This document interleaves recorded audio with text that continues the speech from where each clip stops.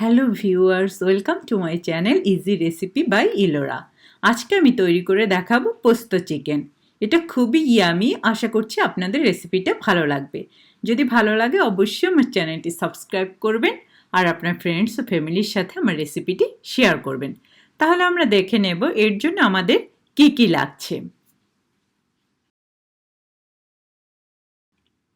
আমি এখানে নিয়েছি 1 কাপ পেঁয়াজ আর এর সাথে আছে 1 টিস্পুন রসুন আর 1 টিস্পুন আদা।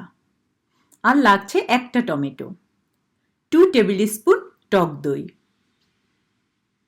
আর 2 টেবিল স্পুন পোস্ত বাটা। আর গরম মশলা নেব আমি 1 টিস্পুন, 4টা কাঁচামরিচ নেব আর একটা তেজপাতা,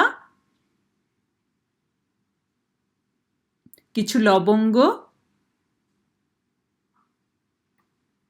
3টা এলাচি আর কিছু দারুচিনি।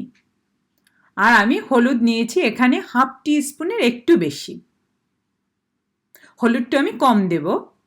আর মরিচ নিয়েছি 1 টিস্পুন। ক্রিম লাগছে হাফ কাপ।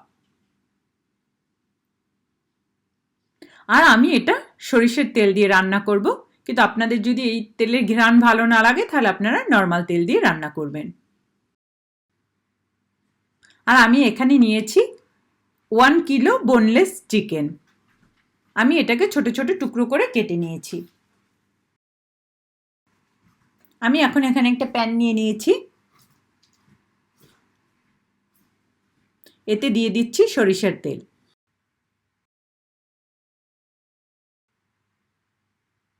এখন আমি ওয়েট করব তেলটা গরম হওয়া পর্যন্ত। তেল গরম হয়ে গেছে, এর মধ্যে আমি মিশিয়ে দিচ্ছি পেঁয়াজ বাটা, রসুন বাটা আর আদা বাটা।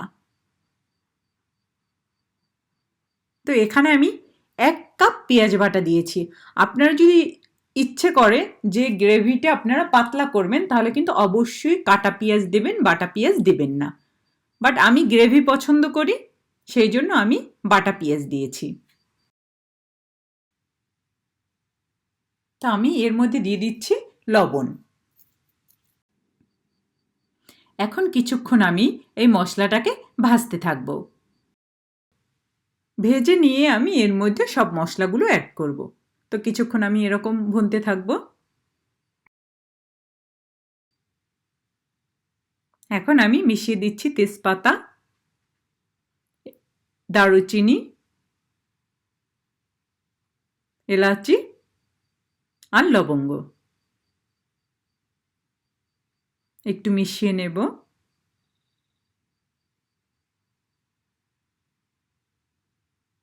এর মধ্যে দিয়ে দিচ্ছি আমি মরিচের গুঁড়ো, হলুদের গুঁড়ো। একটু ভালোভাবে মিশিয়ে নেব মশলার সাথে গুঁড়োগুলো।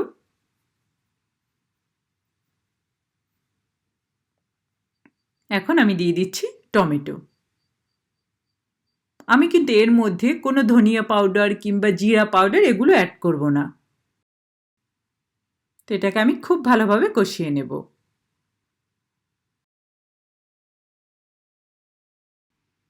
তো আমি দিয়ে দিচ্ছি গরম মশলার গুঁড়ো।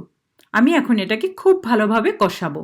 আপনি যত ভালোভাবে কষাবেন আপনার খাবার অতই টেস্টি হবে। তো মশলাটা যখন একদম তেল ভেসে উঠবে তখনই আমি এর মধ্যে মাংসটা অ্যাড করে দেব।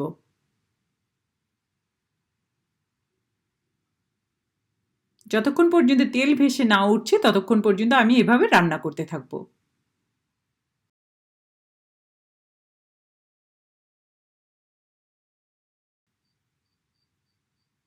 মশলা কষানো হয়ে গেছে, তো আমি এর মধ্যে মাংসটা অ্যাড করে দিলাম। আমি কিন্তু অনেকক্ষণ মশলাটা কষিয়েছি, তো আপনারাও চেষ্টা করবেন যাতে মশলাটা একটু বেশিক্ষণ ধরে কষিয়ে নিতে। তো এখন আমি মাংসটা দিয়েও এই মশলার মধ্যে খুব ভালোভাবে মাংসটাকে কষাবো। আমি এখন এর মধ্যে দিয়ে দিচ্ছি পোস্ত বাটা। আমি কিন্তু অনেকক্ষণ মাংসটা কষিয়ে নিয়েছি, এটা আপনারা খেয়াল রাখবেন।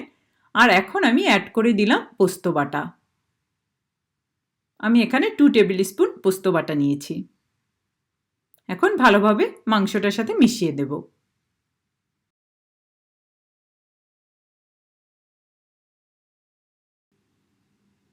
খুব ভালোভাবে মিশাতে হবে।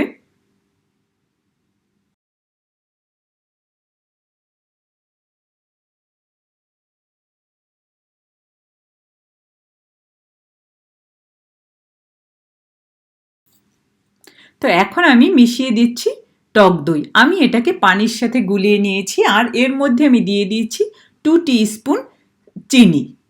তো টক দইটাকে আমি 2 টিস্পুন চিনি দিয়ে ভালোভাবে ফেটিয়ে নিয়ে মাংসের সাথে অ্যাড করে দিলাম। তো এখন আমি মাংসটাকে খুব ভালোভাবে এভাবে রান্না করব, নাড়িয়ে নাড়িয়ে। তো পোস্ত দেওয়ার পরেই দেখা যায় কি, যেহেতু আমার প্যানটা ননস্টিক, নিচে লাগবে না, কিন্তু যদি আপনারা নর্মাল কোনো অ্যালুমিনিয়ামের কোনো পাত্র নেন তাহলে কিন্তু নিচে এ সময় লেগে যেতে পারে, যেহেতু আপনাদের খেয়াল রাখতে হবে। তো আমি ঢেকে কিছুক্ষণ রান্না করে নিয়েছি।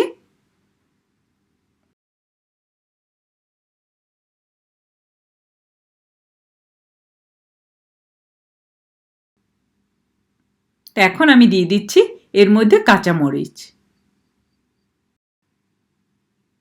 একটু ভালোভাবে কাঁচামরিচটাকে মিশিয়ে দেব। এখন আমি অল্প একটু পানি দিয়ে দেব। পানি দিয়ে এটাকে আমি আবারও ঢেকে দেব।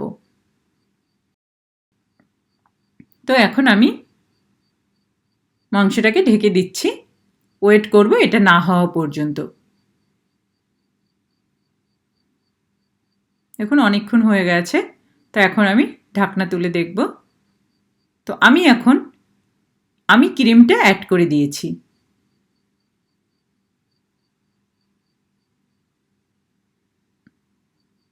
এখন ভালোভাবে ক্রিমটাকে মাংসের সাথে মিশিয়ে নেব।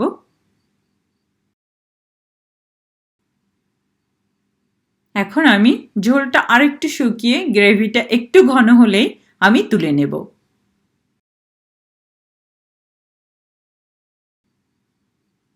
দেখুন প্রায় হয়ে গেছে, গ্রেভিটা একদম ঠিক হয়ে গেছে।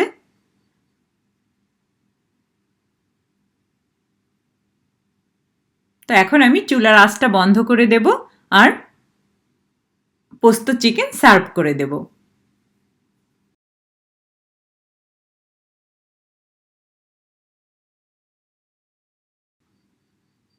একদম রেডি।